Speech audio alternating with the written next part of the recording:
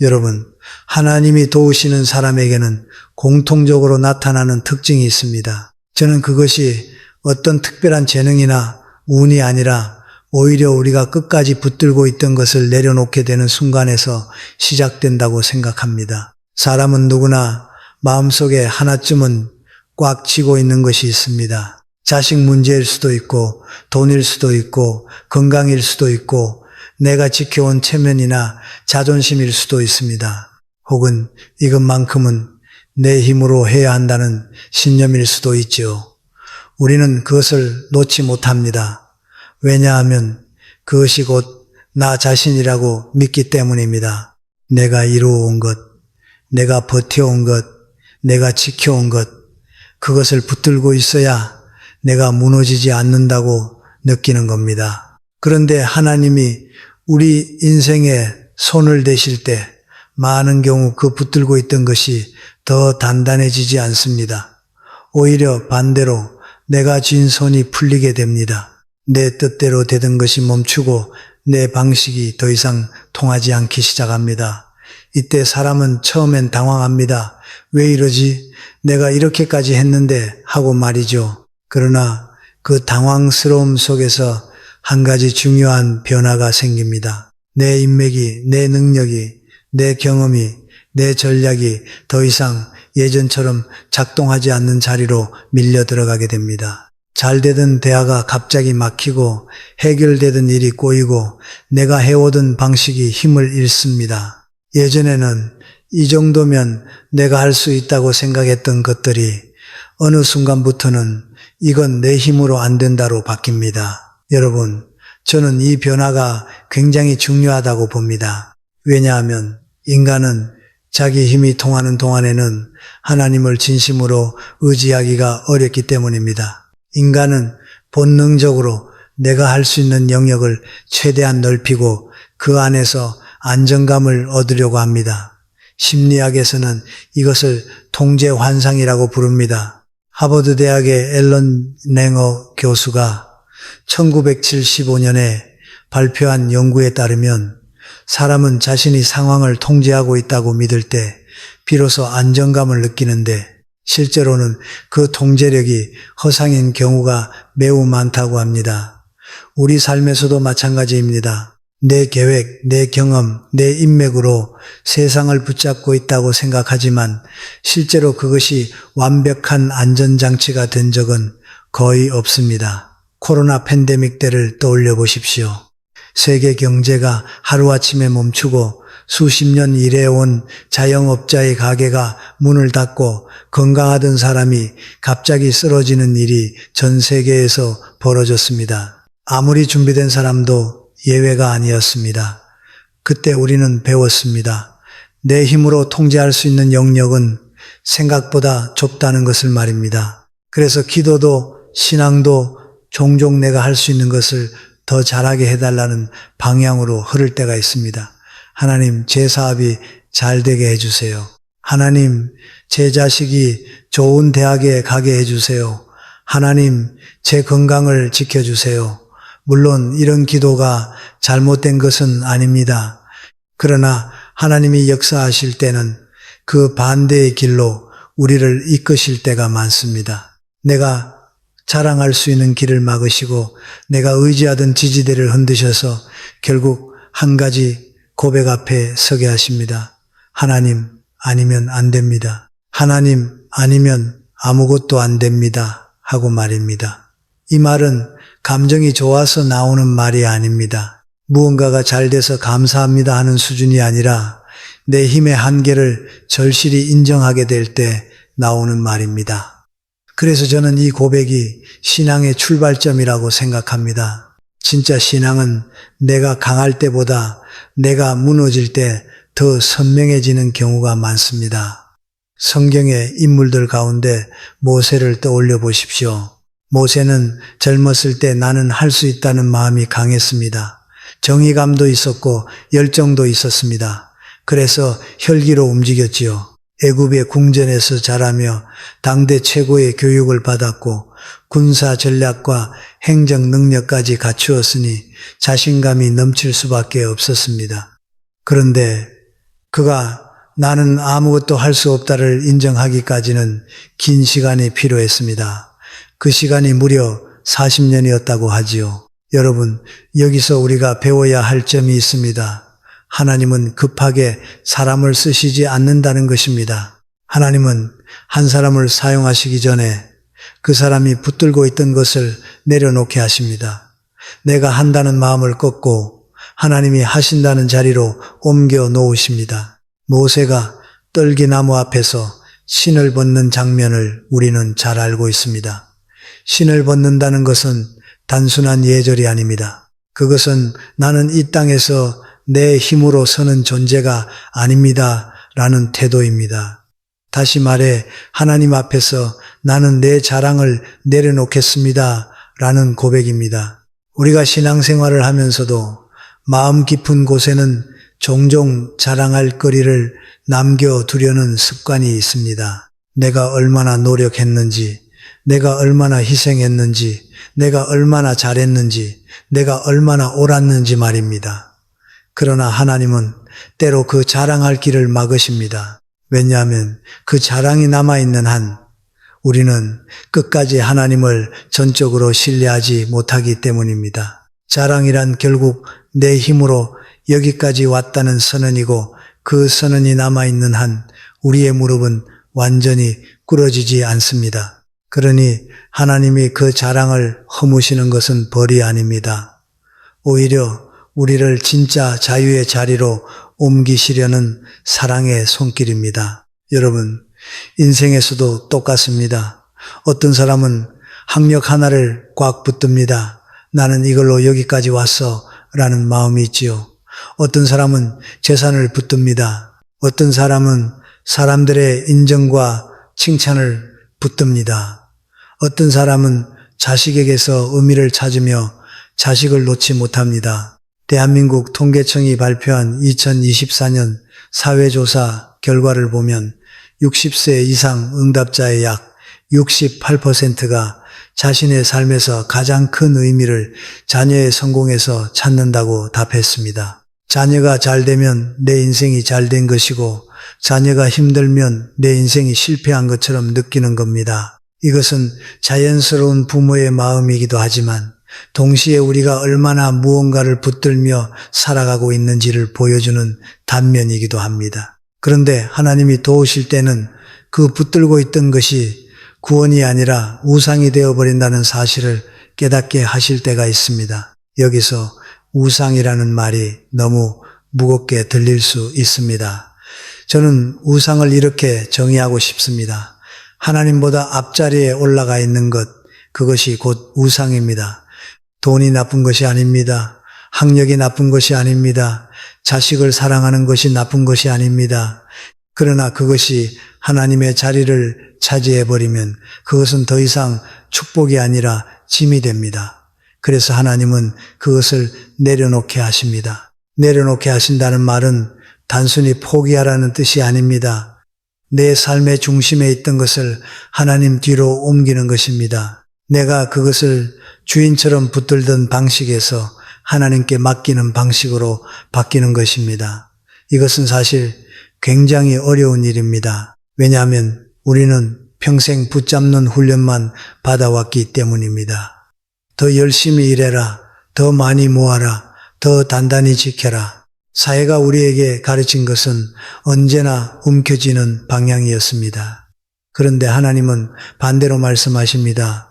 놓아라, 맡겨라, 내가 하겠다. 그 과정에서 일어나는 첫 번째 정상은 내 환경이 갑자기 좋아지는 것이 아니라 오히려 내가 기대하던 방식이 멈추는 것입니다. 내 계획이 흔들리고 내 계산이 어긋나고 내 경험이 통하지 않게 됩니다. 그러면 우리는 불안해집니다. 이러다 망하는 거 아니야? 내가 놓으면 끝나는 거 아니야? 이 불안은 당연합니다. 인간이기 때문입니다. 그런데 그 불안이 깊어질수록 사람은 결국 한 가지 질문 앞에 서게 됩니다. 나는 지금 무엇을 의지하고 있는가? 그리고 그 질문의 끝에서 신앙의 가장 단순한 고백이 나옵니다. 하나님, 제가 하나님 아니면 안 됩니다. 저는 이 고백이 나오는 순간을 하나님이 개입하시기 시작하는 지점이라고 이해합니다. 그런데 여기서 중요한 것은 하나님이 개입하신다고 해서 환경이 즉시 바뀌는 것이 아니라는 점입니다. 많은 분들이 기도하면 상황이 바뀌어야 한다고 생각합니다. 물론 상황이 바뀌는 은혜도 있습니다. 그러나 하나님이 일하시는 방식의 핵심은 종종 다릅니다. 환경은 그대로인데 그 환경을 바라보는 나의 중심이 바뀌기 시작합니다. 내 마음의 자리가 바뀌고 내 시선이 달라집니다. 현대 심리학에서도 이와 비슷한 원리를 이야기합니다. 인지행동 치료의 창시자인 아론백 박사는 우리가 괴로운 이유는 상황 자체보다 그 상황을 해석하는 방식 때문이라고 말했습니다. 같은 실직이라도 어떤 사람은 내 인생은 끝났다고 해석하고 어떤 사람은 새로운 시작의 기회다라고 해석합니다. 해석이 바뀌면 감정이 바뀌고 감정이 바뀌면 행동이 달라집니다. 물론 신앙은 단순한 긍정사고와는 다릅니다. 신앙에서 해석을 바꾸는 힘은 내 마음에서 나오는 것이 아니라 하나님의 말씀에서 나옵니다. 그러나 결과적으로 나타나는 변화의 구조는 놀라울 정도로 비슷합니다. 환경은 그대로인데 나의 내면이 바뀌면서 삶 전체가 달라지는 것입니다. 그 변화가 시작될 때 우리는 비로소 하나님이 내 인생을 다루고 계신다는 느낌을 갖게 됩니다. 여러분, 우리가 붙들던 것을 내려놓게 되는 자리는 참 불편합니다. 자존심도 상하고 마음도 흔들립니다. 그러나 그 자리는 동시에 하나님을 진짜로 만나는 자리이기도 합니다. 내가 할 수 있다고 믿었던 것이 무너질 때, 내가 버티던 힘이 빠질 때, 그때 우리는 비로소 내가 누구인지를 다시 묻게 됩니다. 그리고 그 질문의 끝에서 하나님이 주시는 답은 대개 이렇게 시작합니다. 너는 혼자가 아니다. 내가 너와 함께한다. 저는 이 말이 바로 다음 단계로 이어진다고 봅니다. 환경이 바뀌지 않아도 정체성이 회복되는 길 말입니다. 사람은 무엇을 가졌느냐보다 자신이 누구인지를 알 때 비로소 단단해집니다. 그리고 하나님은 우리가 무릎을 꿇는 그 자리에서 가장 먼저 해주시는 일이 있습니다. 너는 내가 사랑하는 자녀다 라는 정체성을 다시 심어주시는 것입니다. 세상이 빼앗아간 이름표 대신 하나님이 붙여주시는 이름표를 받는 것, 그것이 회복의 시작입니다. 여러분, 우리가 무엇인가를 내려놓게 되는 순간이 오면 그 다음에 꼭 따라오는 체험이 하나 있습니다.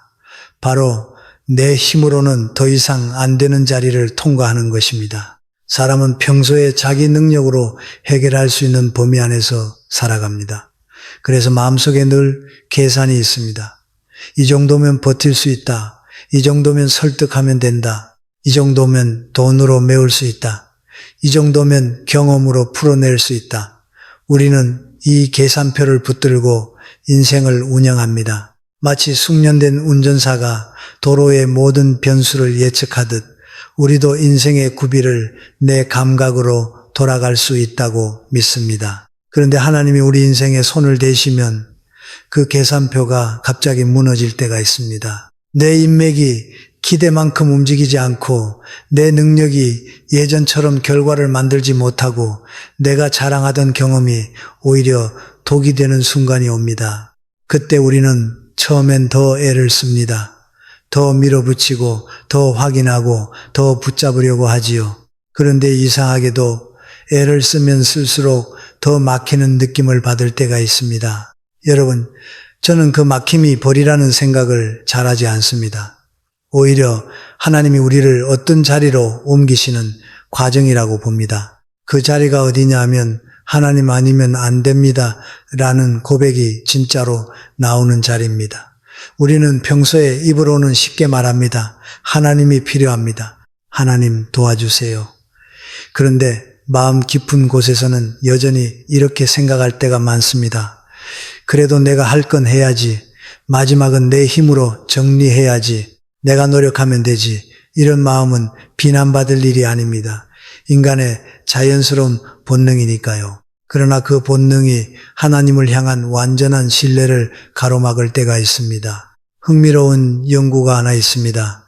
미국의 듀크 대학교 의료센터에서 진행된 연구에 따르면 종교적 신앙을 가진 환자들 중에서도 자기 통제력에 대한 집착이 강한 사람일수록 회복 속도가 느린 경향이 있었다고 합니다. 반대로 내 힘만으로는 안 된다는 것을 인정하고 초월적인 존재에게 맡기는 태도를 가진 환자들은 심리적 안정감이 높았고 그것이 면역 기능에까지 긍정적인 영향을 미쳤다고 보고되었습니다.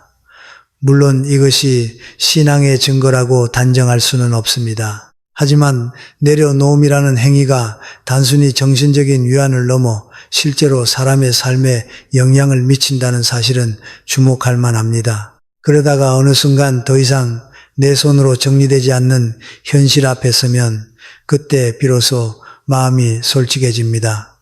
하나님, 이건 제가 못합니다. 이 고백이야말로 신앙의 가장 정직한 문장입니다. 성경에서 모세가 그랬지요. 모세는 처음에는 자기가 할 수 있다고 믿었습니다. 그래서 혈기로 움직였습니다. 그런데 하나님은 그를 곧장 지도자로 쓰지 않으셨습니다. 모세가 자기 힘의 한계를 배우기까지 시간이 필요했습니다. 결국 그는 나는 아무것도 할 수 없다는 자리까지 내려옵니다. 여러분, 이 과정은 매우 아픕니다. 사람에게는 자존심이 있고 내가 여기까지 왔는데라는 마음이 있기 때문입니다. 그런데 하나님은 때로 우리가 자랑할 수 있는 여지를 막으십니다. 왜냐하면 우리가 자랑을 붙들고 있으면 하나님께 영광이 돌아가지 않고 결국 우리가 다시 자기 힘으로 돌아가 버리기 때문입니다. 여러분 인생에서도 그렇습니다. 어떤 사람은 성취를 자랑합니다. 어떤 사람은 학력을 자랑합니다. 어떤 사람은 돈을 자랑하고 어떤 사람은 관계를 자랑합니다. 내가 아는 사람이 있다. 내가 이 경험이 있다. 내가 이만큼 해봤다. 그런데 하나님은 그 자랑을 그대로 두시면 우리가 하나님을 온전히 신뢰하지 못한다는 것을 아십니다. 그래서 하나님이 일하실 때는 우리의 자랑이 힘을 잃는 방향으로 길을 여실 때가 있습니다. 말하자면 내가 기대던 지팡이가 부러지는 경험입니다. 그때 사람은 비로소 무릎을 꿇게 됩니다. 그리고 그 무릎 꿇는 자리에서 믿음이 새롭게 시작됩니다.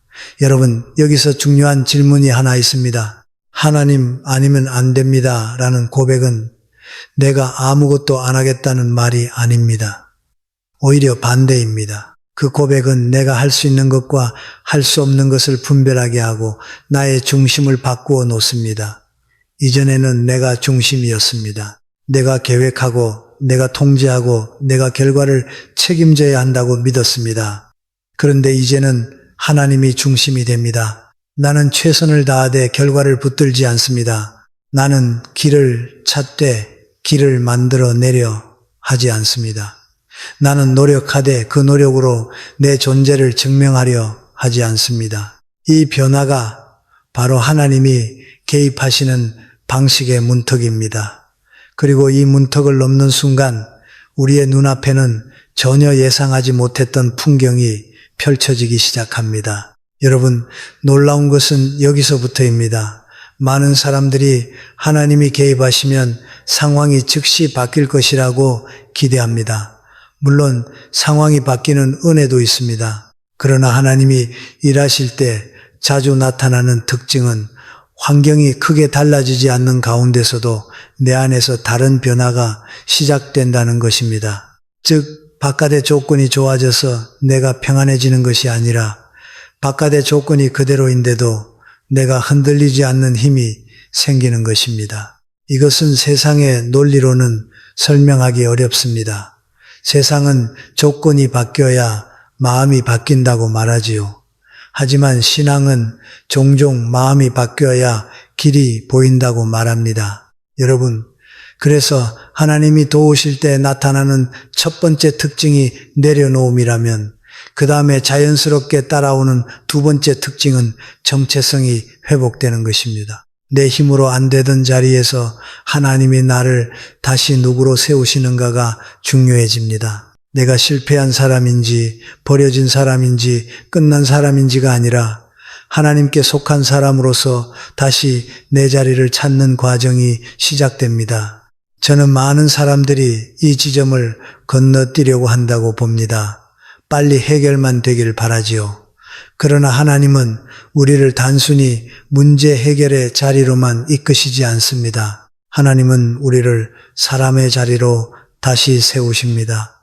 내가 누구인지 알게 하시고 내 삶이 무엇을 위해 있는지 다시 보게 하십니다.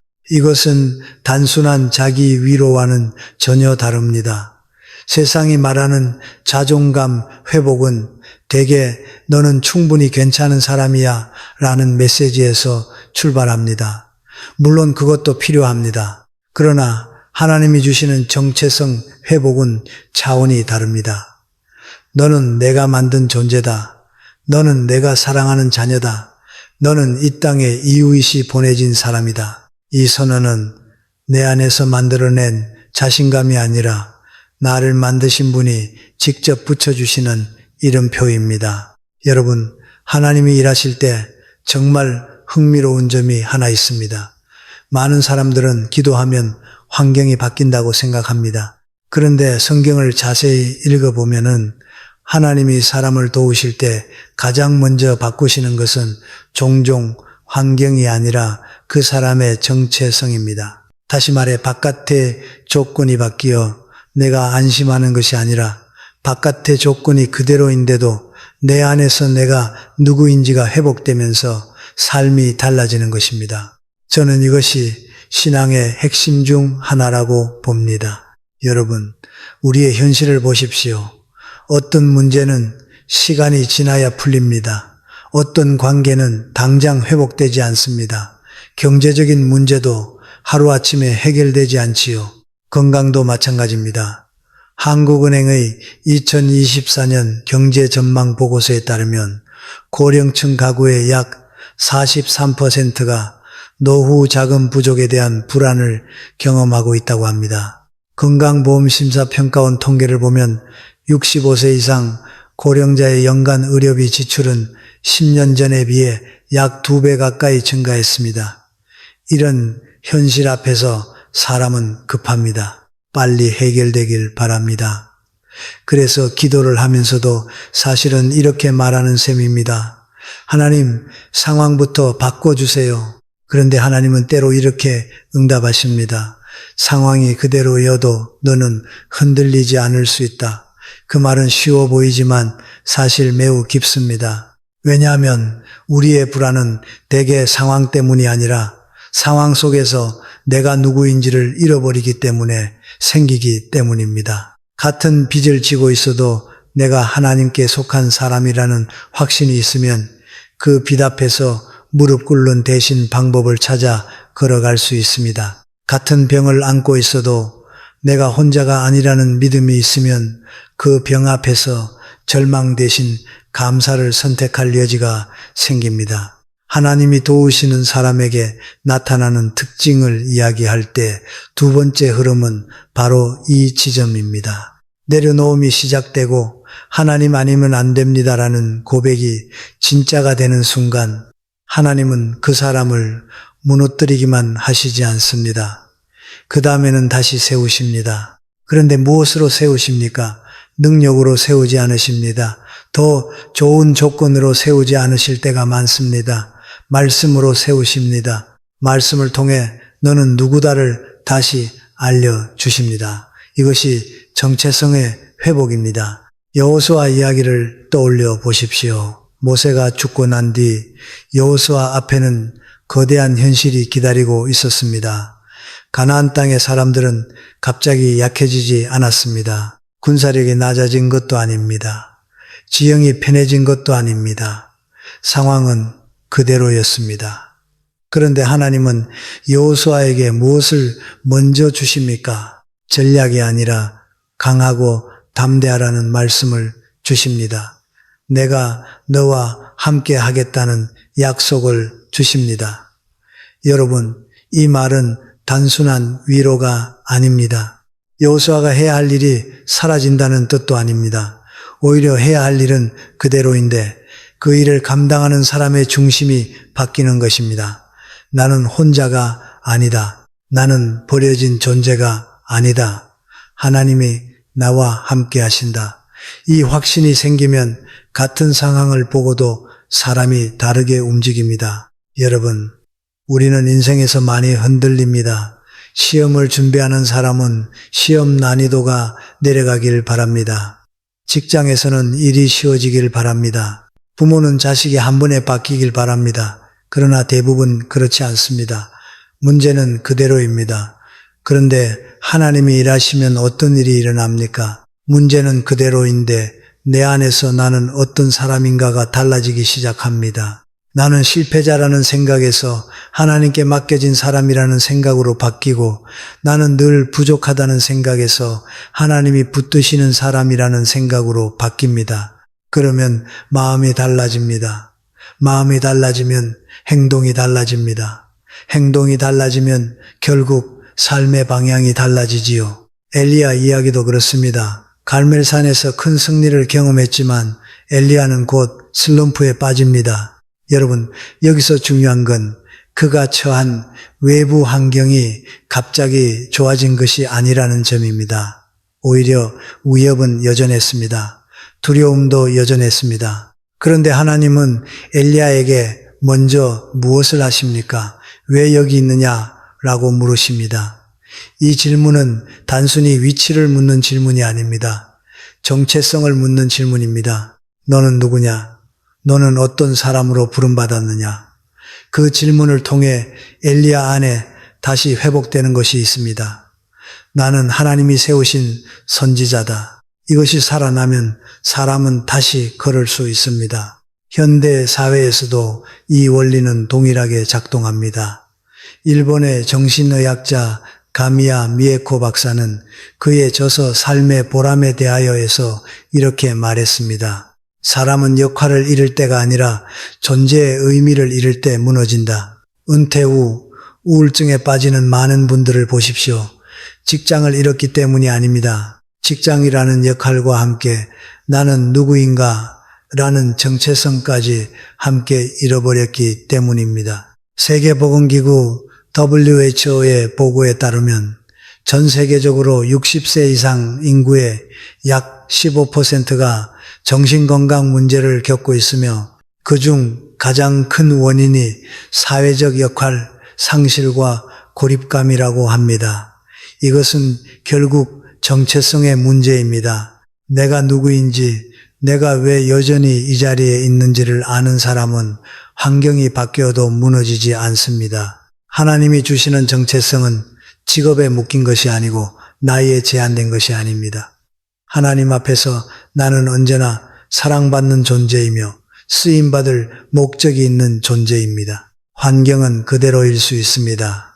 그러나 정체성이 살아나면 그 환경을 통과할 힘이 생깁니다. 여러분, 저는 우리 신앙생활이 자꾸 환경 변경에만 매달릴 때가 많다고 봅니다. 물론 우리는 환경이 바뀌길 기도할 수 있습니다. 그러나 하나님이 우리를 진짜로 돕고 계신다면 먼저 내 안에서 이런 변화가 생겨야 합니다. 내가 나를 보는 눈이 달라지는 것, 하나님의 말씀을 붙들고 나는 누구인가를 다시 확인하는 것, 그리고 흔들리던 마음의 중심이 하나님 쪽으로 옮겨가는 것 말입니다.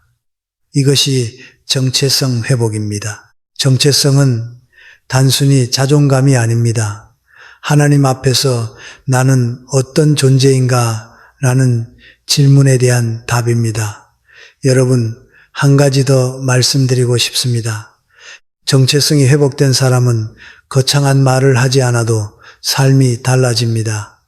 왜냐하면 그 사람은 이제 증명하려고 살지 않기 때문입니다. 인정받으려고, 이기려고, 자랑하려고, 남보다 위에 서려고 애쓰지 않습니다. 대신 맡겨진 길을 걸어갑니다. 하나님이 나를 여기 두셨다는 확신 속에서 내가 해야 할 몫을 감당합니다. 그래서 마음이 덜 흔들립니다.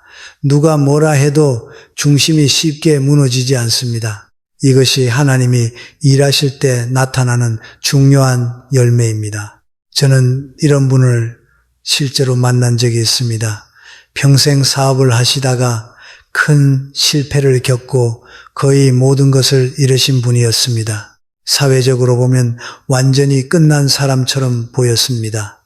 그런데 그분은 어느 날 이렇게 말씀하셨습니다.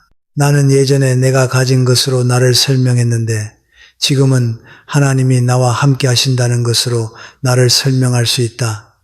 이것이 더 단단하다. 재산은 다시 모을 수도 다시 잃을 수도 있다.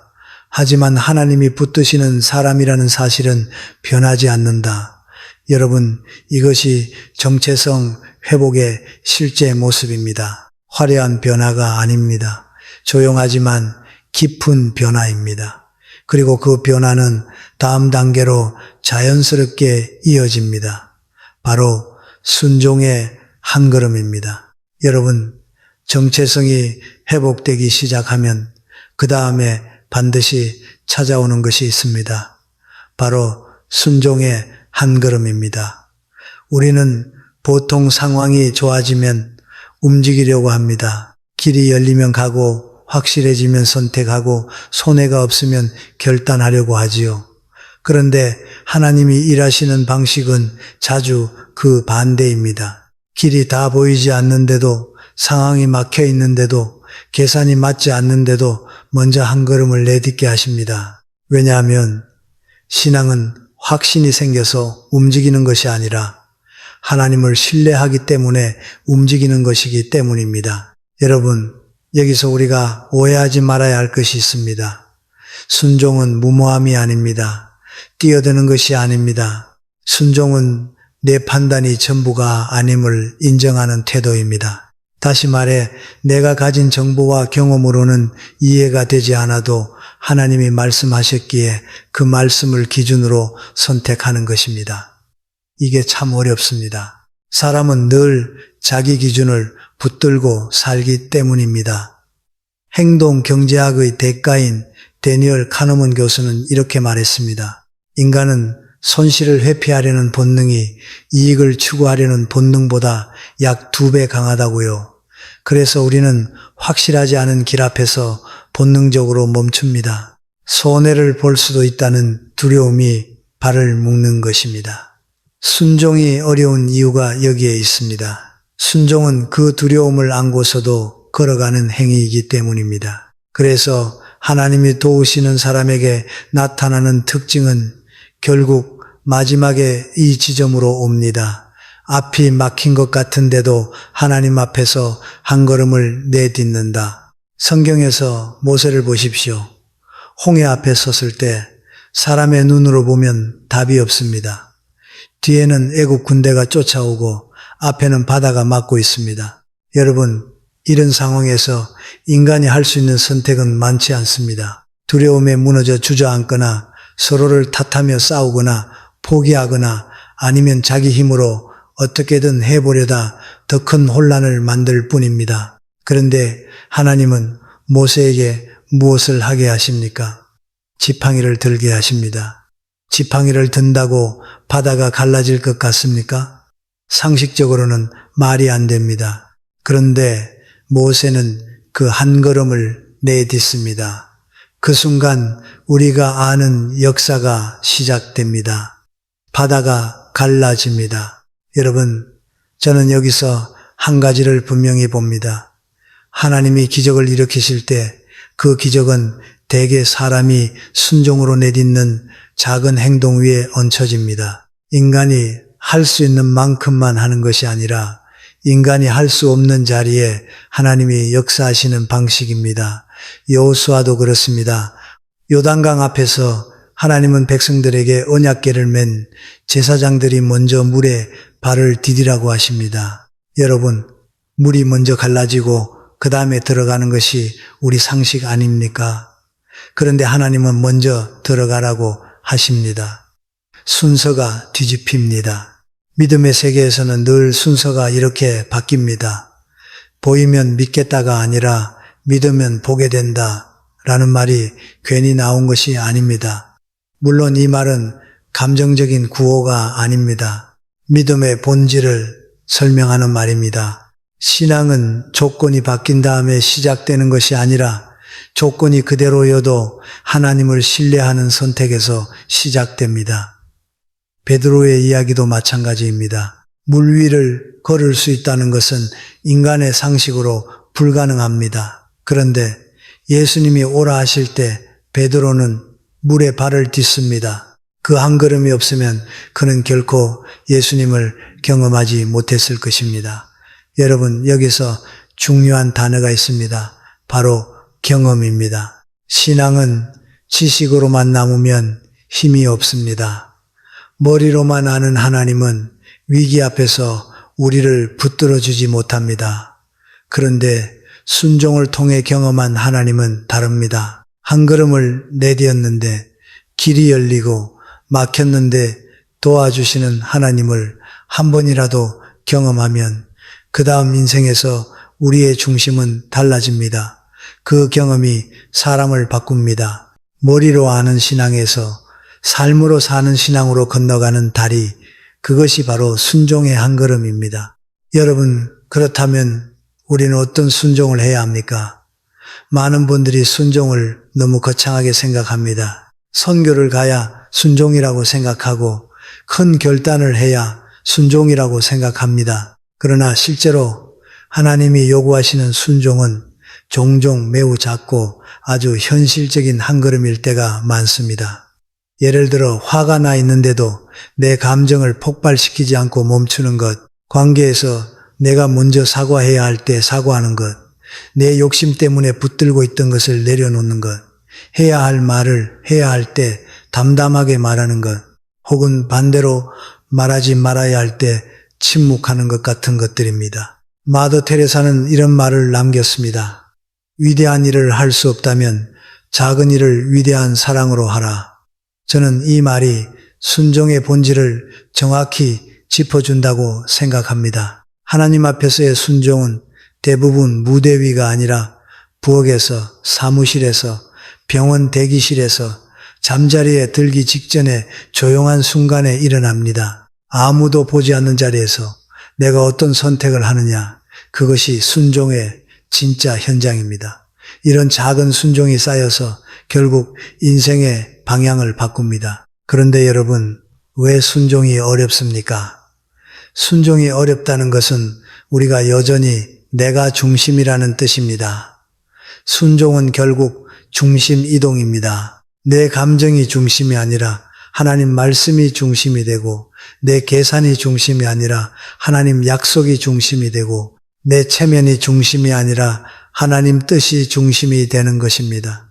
이 중심 이동이 일어날 때 우리는 하나님을 경험하는 삶으로 들어갑니다. 그리고 그 경험이 반복되면 더 이상 신앙은 일요일의 종교가 아니라 매일의 삶이 됩니다. 여러분, 여기까지 오면 한 가지가 아주 분명해집니다. 하나님이 도우시는 사람은 결국 순종을 선택하는 사람입니다. 앞이 보이지 않아도 막혀 있어도 손해처럼 보여도 하나님이 말씀하셨기 때문에 한 걸음을 내딛는 사람입니다. 그러면 하나님은 그 한 걸음 위에서 역사하십니다.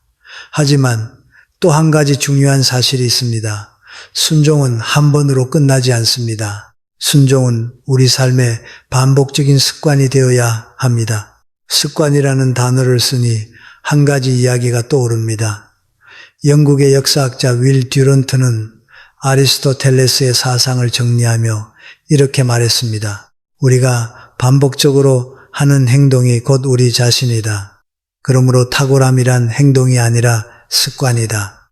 신앙도 마찬가지입니다. 한 번의 감동으로 평생이 바뀌는 사람은 드뭅니다. 그러나 매일 아침 작은 기도를 드리고 매일 작은 감사를 고백하고 매일 작은 순종을 선택하는 사람은 어느 날 문득 자신이 완전히 달라져 있음을 발견합니다. 하나님이 도우시는 방식의 비밀이 여기에 있습니다. 극적인 기적 하나가 아니라 매일의 순종이 쌓여 인생이라는 건물을 다시 세우는 것입니다. 그리고 그 습관을 만들기 위해 하나님은 마지막으로 우리에게 아주 현실적인 질문을 던지십니다. 너는 지금 무엇을 붙들고 있느냐? 무엇을 내려놓아야 하느냐? 오늘 너는 어떤 한 걸음을 내딛겠느냐? 이 질문 앞에서 우리는 더 이상 추상적인 신앙을 말할 수 없습니다. 삶으로 답해야 합니다. 여러분, 이 질문은 한번 묻고 끝나는 것이 아닙니다. 매일 아침 다시 묻는 질문이어야 합니다. 왜냐하면 우리는 매일 다시 무언가를 붙잡으려 하고 매일 다시 내가 중심에 서려 하기 때문입니다. 그래서 신앙은 한 번의 결단이 아니라 매일의 결단입니다. 매일 내려놓고 매일 정체성을 확인하고 매일 한 걸음을 내딛는 것, 이것이 하나님이 도우시는 사람의 삶의 리듬입니다. 여러분, 이제 중요한 질문을 하나 해야 합니다.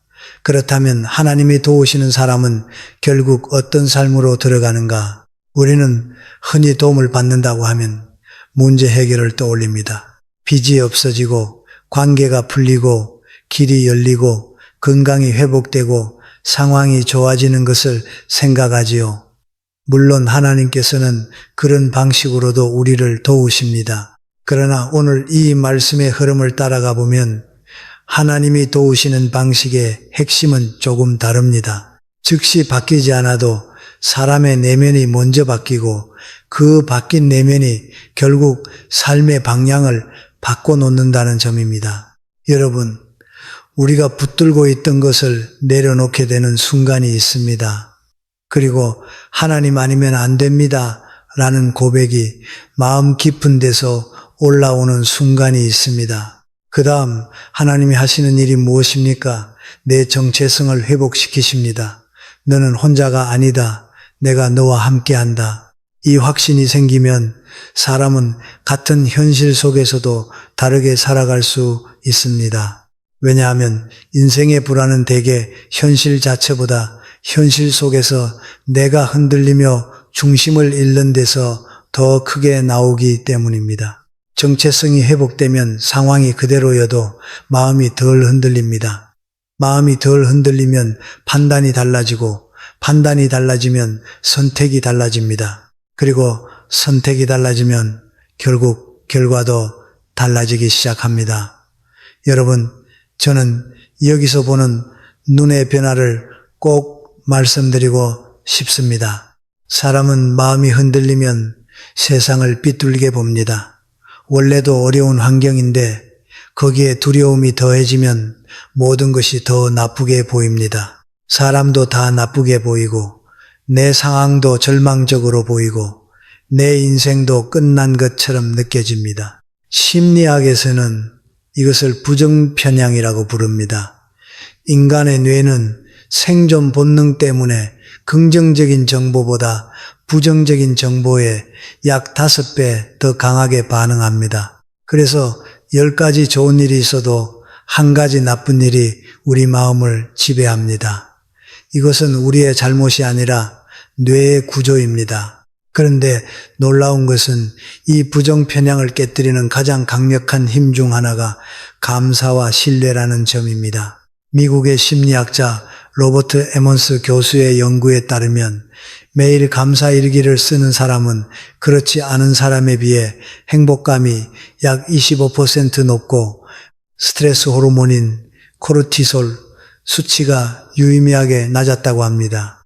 신앙에서 말하는 감사의 기도가 단순한 종교 행위가 아니라 실제로 우리의 뇌와 마음을 바꾸는 행위라는 것입니다. 그런데 하나님이 일하실 때 어떤 일이 생기느냐 하면 환경은 그대로인데도 내가 보는 눈이 바뀌는 일이 생깁니다. 어떤 분은 기도하고 나서 갑자기 문제가 사라진 게 아니라 이 문제를 바라보는 내 마음이 바뀌었다고 말합니다. 그게 바로 하나님이 개입하신 흔적일 수 있습니다. 여러분, 신앙은 현실 도피가 아닙니다. 신앙은 현실을 똑바로 보되 그 현실에 눌려 무너지지 않는 힘을 갖는 것입니다. 그래서 하나님이 도우시는 사람은 현실을 부정하지 않습니다. 괜찮다, 괜찮다 하며 덮어버리는 게 아닙니다. 어렵다는 건 어렵다고 인정합니다. 막힌 건 막혔다고 인정합니다. 그런데 그 인정 속에서 한 가지가 달라집니다. 그래도 하나님이 나와 함께 하신다.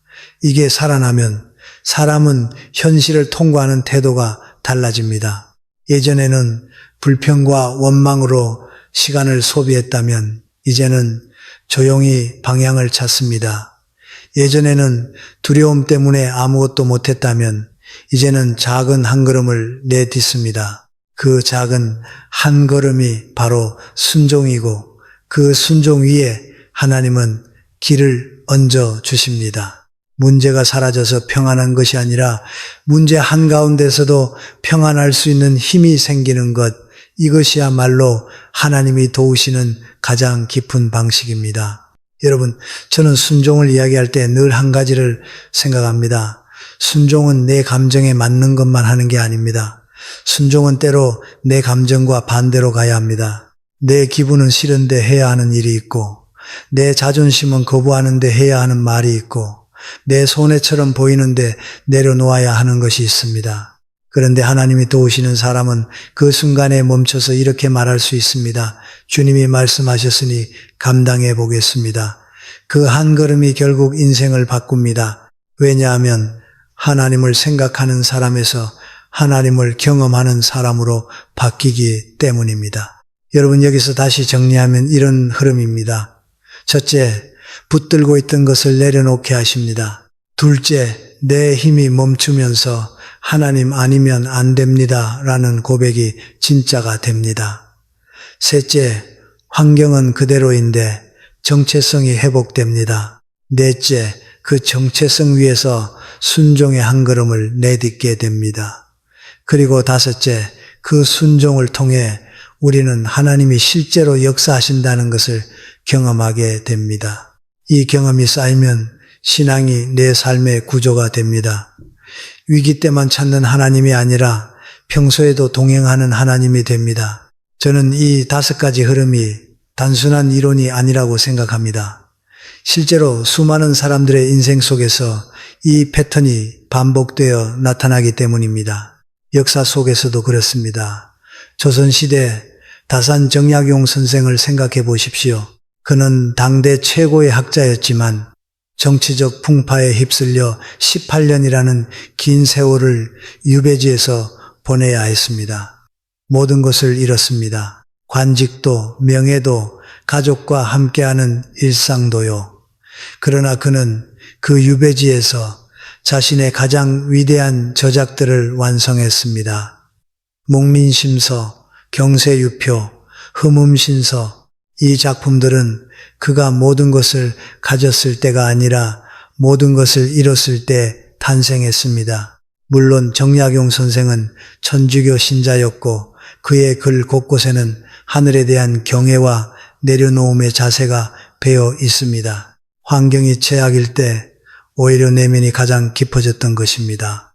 여러분, 저는 이 메시지에서 특히 마지막 기도의 부분이 중요하다고 봅니다. 왜냐하면 이 모든 과정은 결국 하루하루의 선택으로 내려오기 때문입니다. 오늘 내가 무엇을 붙들고 있는가? 오늘 내가 내려놓아야 할 것은 무엇인가? 오늘 내 정체성은 어디에 근거하고 있는가? 오늘 내가 내디어야 할 순종의 한 걸음은 무엇인가? 신앙은 거창한 결심보다 이 질문에 대한 작은 실천에서 살아납니다. 예를 들어 오늘 한 가지 욕심을 내려놓는 것, 오늘 한 사람에게 진심을 담아 사과하는 것, 불평 대신 기도를 선택하는 것, 오늘 한 가지 말씀을 붙들고 감정을 다스리는 것, 이런 것이 순종의 한 걸음이 됩니다. 하나님은 우리가 완벽하기를 기다리시지 않습니다. 하나님은 우리가 준비가 끝나기를 기다리시지 않습니다.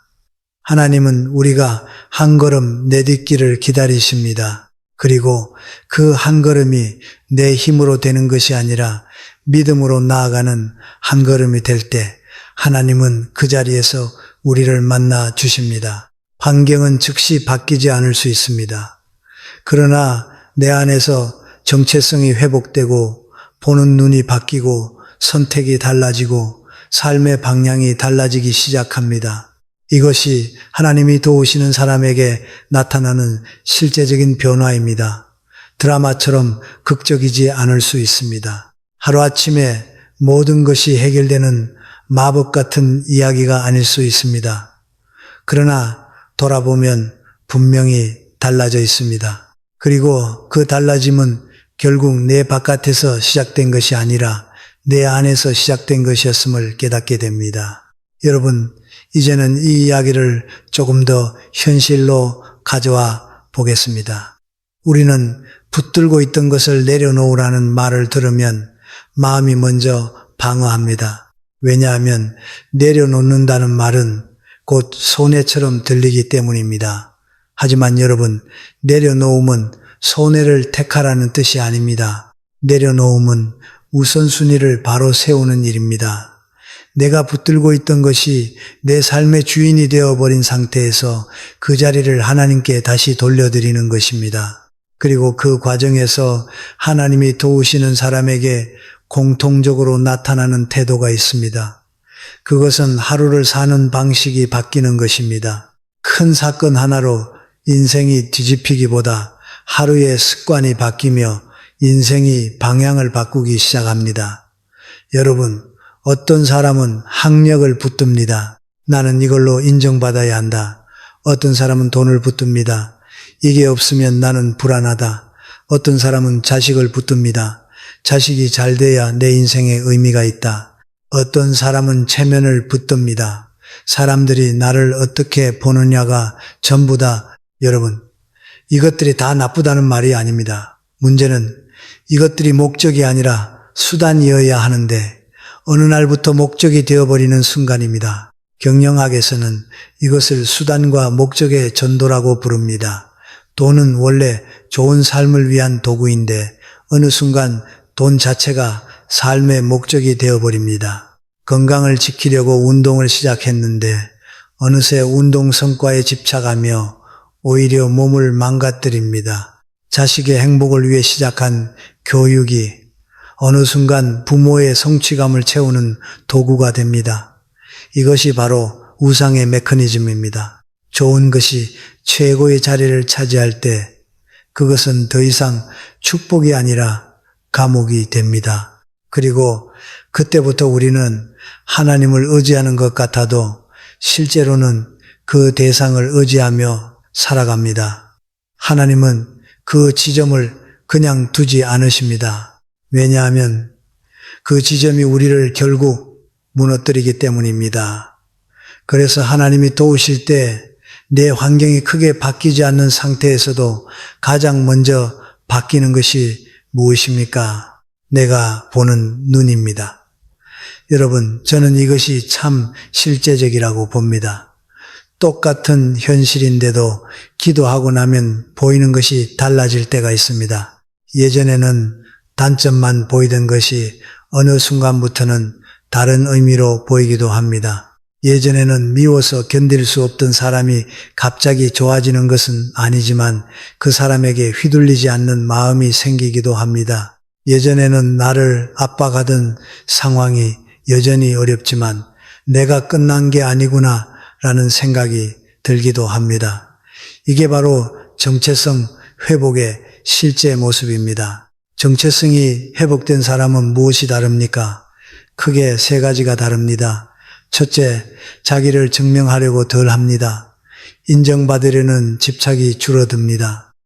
세상은 끊임없이 우리에게 너는 무엇을 했느냐, 너는 무엇을 가졌느냐로 가치를 매깁니다. 그런데 하나님 앞에서 정체성이 회복된 사람은 그 평가 기준에서 자유로워집니다. 내가 무엇을 했느냐보다 하나님이 나를 어떻게 보시느냐가 더 중요해지기 때문입니다. 둘째, 사람에게 끌려다니지 않습니다. 사람의 평가가 내 존재를 결정하지 않는다는 확신이 생깁니다. 셋째, 작은 순종을 시작합니다. 거창한 계획이 아니라 오늘 해야 할 한 가지를 조용히 해냅니다. 여러분, 이 세 가지가 모이면 인생이 달라집니다. 환경이 그대로인데도 내 삶의 질서가 달라집니다. 하나님이 도우시는 방식은 이렇게 질서 회복으로 나타날 때가 많습니다. 그렇다면 우리는 구체적으로 무엇을 해야 합니까?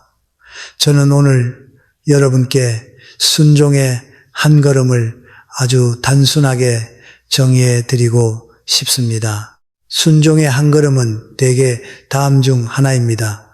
말해야 할 것을 말하는 것, 혹은 말하지 말아야 할 것을 멈추는 것, 해야 할 것을 하는 것, 혹은 하지 말아야 할 것을 끊는 것, 이 네 가지 중 하나로 대부분 정리됩니다. 예를 들어 관계에서 늘 참고만 하던 분이 있다면 하나님 앞에서 정직하게 말해야 할 때가 있습니다.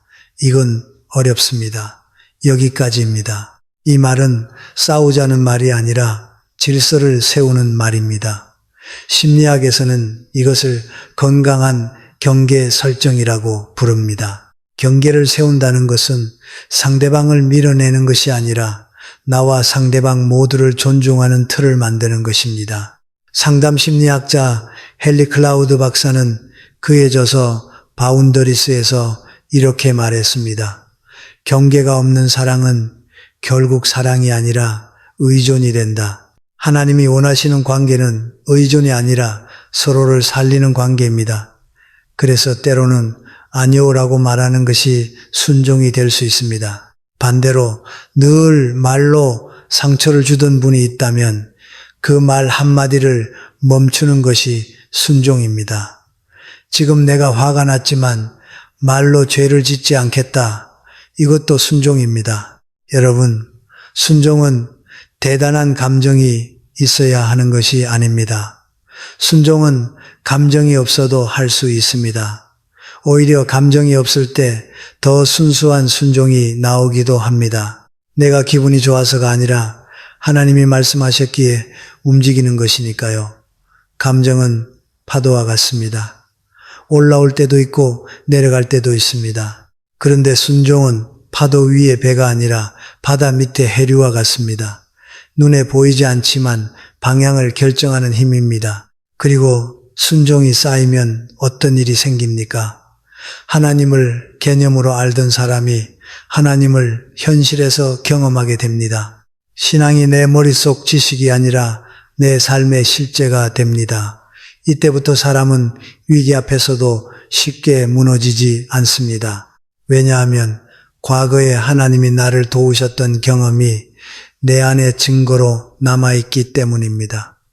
이것은 단순한 기억이 아닙니다. 한 번이라도 하나님의 도우심을 경험한 사람은 그 경험이 뼈에 새겨집니다.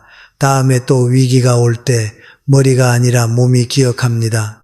아, 그때도 하나님이 나를 붙드셨지, 이번에도 그러실 거야. 이 확신이 생기면 같은 위기 앞에서도 반응이 달라집니다. 여러분, 여기서 한 가지 더 중요한 현실이 있습니다. 순종의 길을 선택하면 항상 편해지느냐? 그렇지 않습니다.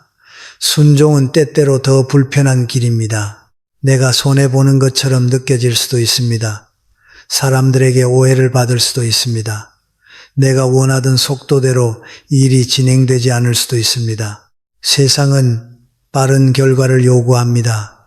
효율을 숭배합니다. 최소의 투입으로 최대의 산출을 만들어야 한다고 가르칩니다. 그래서 순종은 때로 세상의 기준으로 보면 비효율적입니다. 당장의 이익을 포기하고 당장의 결과를 미루고 당장의 인정을 내려놓으니까요. 그런데도 하나님이 도우시는 사람은 한 가지를 붙듭니다. 하나님이 나와 함께 하신다. 이 확신이 있으니 불편함을 견딜 수 있습니다. 불편함이 있어도 방향을 잃지 않습니다.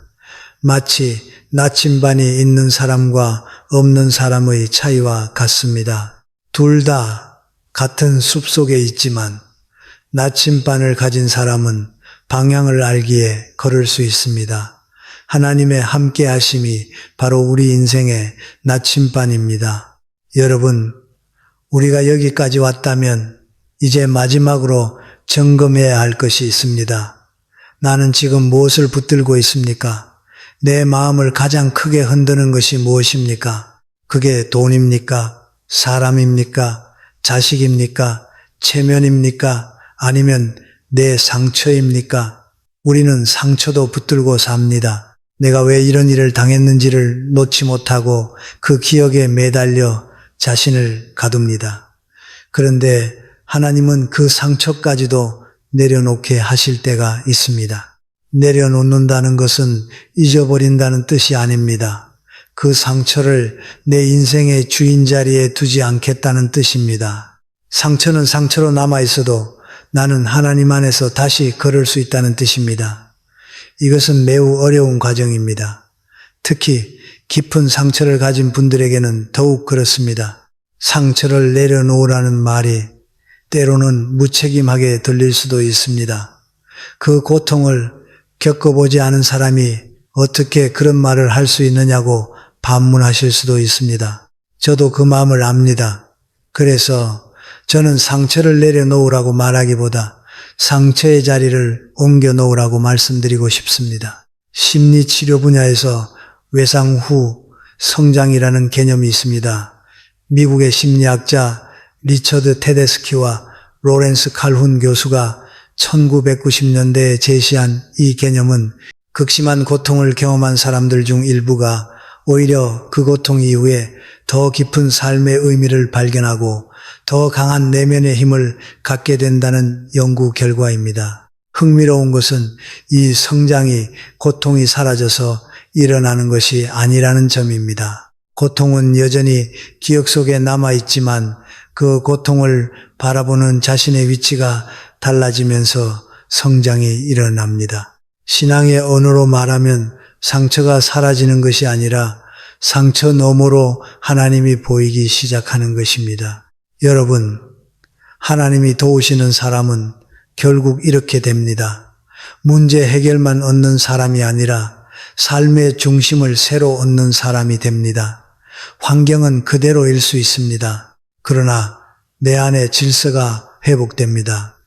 내가 누구인지 분명해지고 무엇을 위해 살아야 하는지 방향이 생기고 오늘 해야 할 한 걸음이 생깁니다. 그리고 그 한 걸음을 내디딜 때마다 하나님은 우리를 다시 붙드십니다. 이것이 도우심의 실제 모습입니다. 저는 가끔 이런 비유를 합니다. 우리 인생은 퍼즐과 같습니다.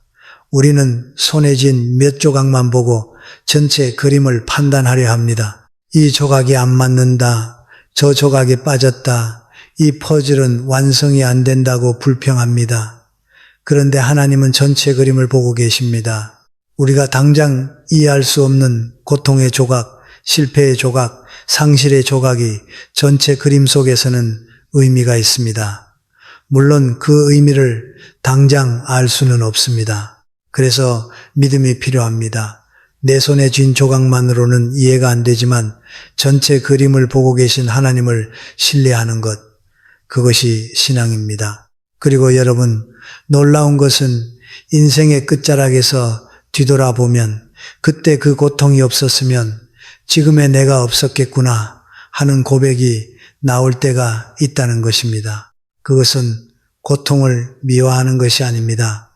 고통 속에서도 하나님이 일하고 계셨음을 인정하는 것입니다. 그리고 그 인정이 우리를 더 깊은 감사의 자리로 이끕니다. 여러분, 이제 마지막으로 가장 현실적인 자리로 돌아가 봅시다. 우리는 이런 이야기를 들으면 마음속으로 이렇게 생각합니다. 맞는 말인데 내 삶은 너무 복잡한데요.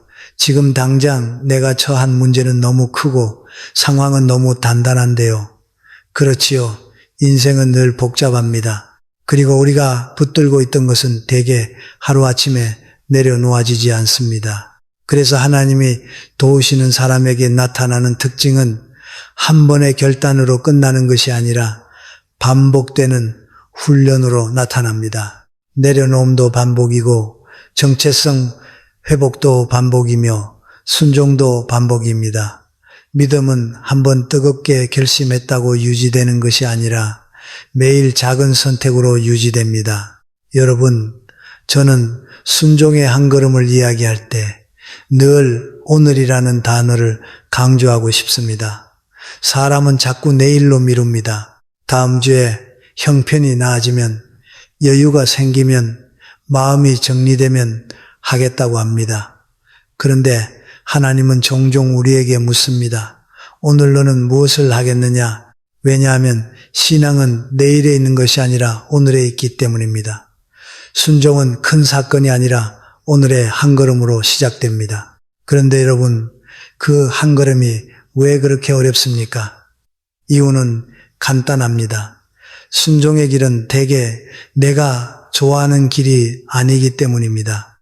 우리가 좋아하는 길은 늘 확실한 길입니다. 손해가 없는 길, 결과가 보장된 길, 사람들에게 칭찬받는 길 말입니다. 하지만 하나님이 우리를 부르실 때는 오히려 그런 길이 아니라 믿음이 필요한 길로 부르실 때가 있습니다. 그래서 순종은 이성적으로는 말이 안 되는 선택처럼 느껴질 수 있습니다.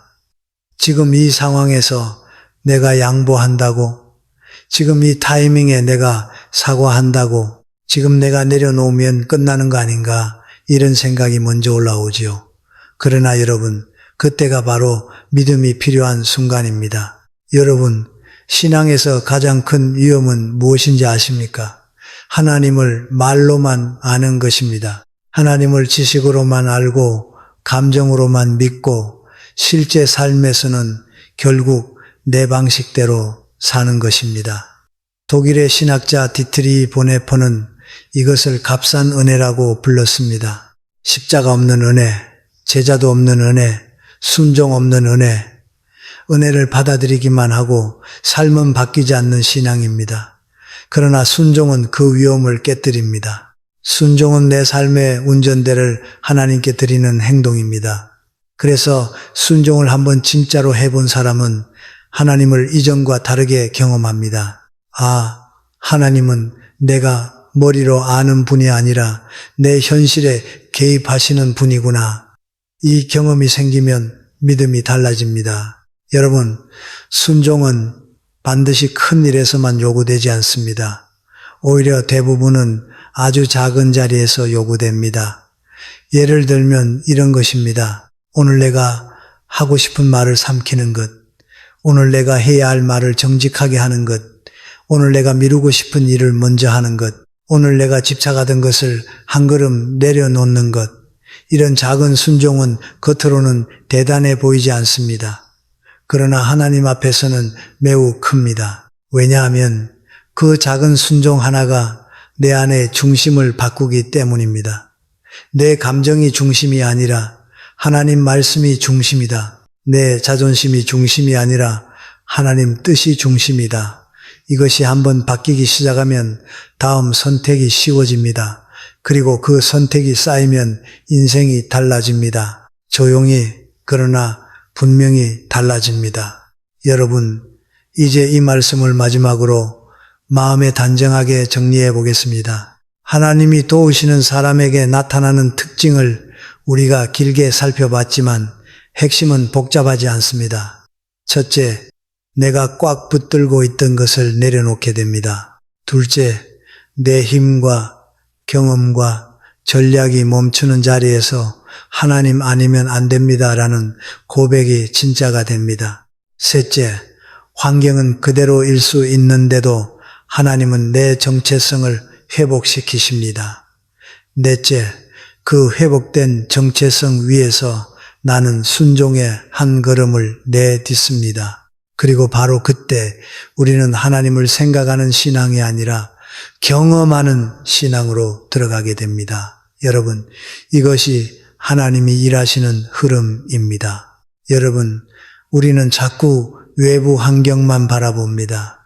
당장 빚이 없어져야 하고, 당장 관계가 좋아져야 하고, 당장 문제가 해결되어야 한다고 생각합니다. 물론 그런 변화도 귀합니다.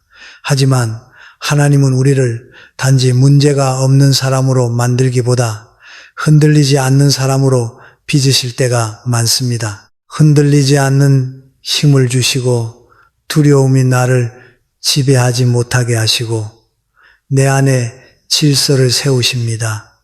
저는 이것이 더 근본적인 도우심이라고 봅니다. 왜냐하면 환경은 언제든 다시 흔들릴 수 있지만 중심이 세워진 사람은 흔들리는 환경 속에서도 길을 찾을 수 있기 때문입니다. 프랑스의 철학자 블레즈 파스칼은 이렇게 말한 적이 있습니다. 인간은 자연에서 가장 연약한 존재인 갈대에 불과하다. 그러나 생각하는 갈대다. 저는 여기에 한마디를 더 붙이고 싶습니다. 생각하는 갈대를 넘어 하나님을 의지하는 갈대가 될 때 우리는 비로소 꺾이지 않습니다. 갈대는 약합니다. 바람에 흔들립니다. 그러나 뿌리가 깊은 갈대는 쓰러지지 않습니다. 하나님 안에 뿌리를 내린 사람은 인생의 폭풍 속에서도 쓰러지지 않습니다. 흔들릴 수는 있습니다. 그러나 뽑히지 않습니다. 여러분, 그래서 마지막으로 저는 여러분께 아주 현실적인 결단 하나만 제안하고 싶습니다. 오늘 딱 하나만 정해 보십시오. 내가 지금 붙들고 있는 것 중에서 하나님보다 앞자리에 올라가 있는 것은 무엇인가? 그것이 돈입니까? 체면입니까? 인정입니까? 자식입니까? 내 상처입니까? 내 불안입니까? 그 이름을 정확히 붙여야 합니다. 이름을 붙이지 못하면 내려놓지도 못합니다. 그리고 그 다음으로 한 가지를 더 정해 보십시오. 오늘 내가 내디딜 순종의 한 걸음은 무엇인가? 거창할 필요 없습니다. 오히려 거창하면 오래 못 갑니다. 작고 구체적이어야 합니다. 예를 들면 이런 것입니다. 오늘 불평을 줄이고 기도로 옮기는 것. 오늘 누군가를 원망하기 전에 내 마음을 먼저 하나님 앞에 내려놓는 것. 오늘 해야 할 일을 미루지 않고 1시간만 집중해 보는 것. 오늘 관계에서 내가 지켜야 할 선을 정중하게 말해보는 것. 또는 반대로 오늘 쓸데없는 말을 줄이고 침묵으로 덕을 세우는 것. 여러분, 이런 작은 순종이 하나님 앞에서는 큽니다. 왜냐하면 작은 순종은 내 삶의 방향을 바꾸는 첫걸음이기 때문입니다. 그리고 하나님은 우리가 완벽해질 때까지 기다리시지 않습니다. 하나님은 우리가 지금 한 걸음을 내딛기를 기다리십니다. 이제 기도로 마무리하겠습니다. 여러분, 오늘 이 기도는 특별한 문장이 필요하지 않습니다. 우리 마음의 핵심만 담으면 됩니다. 하나님, 제가 붙들고 있던 것을 내려놓겠습니다. 하나님, 제 힘으로 안 되는 자리에 저를 데려오셨다면 이제 주님을 의지하겠습니다. 환경이 당장 바뀌지 않아도 제 정체성을 회복시켜 주십시오. 그리고 오늘 순종의 한 걸음을 내딛게 하십시오. 여러분, 이 네 문장이 오늘의 기도입니다. 그리고 이 기도는 감정이 뜨거울 때만 하는 것이 아니라 감정이 없을 때도 할 수 있습니다. 오히려 감정이 없어도 믿음으로 드리는 기도가 더 순수할 때가 많습니다. 여러분, 하나님을 경험하는 삶은 멀리 있지 않습니다. 특별한 사람만 누리는 것이 아닙니다. 오늘 내가 붙들고 있던 것을 조금 내려놓고 내 정체성을 하나님의 말씀 위에 다시 세우고 한 걸음을 내딛는 순간부터 시작됩니다. 그 한 걸음을 내딛는 여러분의 하루 가운데 하나님이 실제로 역사하시고 인도하시는 것을 경험하게 되기를 바랍니다. 그리고 그 경험이 쌓여서 여러분의 인생이 두려움에 끌려가는 인생이 아니라 하나님과 동행하며 걸어가는 인생이 되기를 소망합니다. 아멘.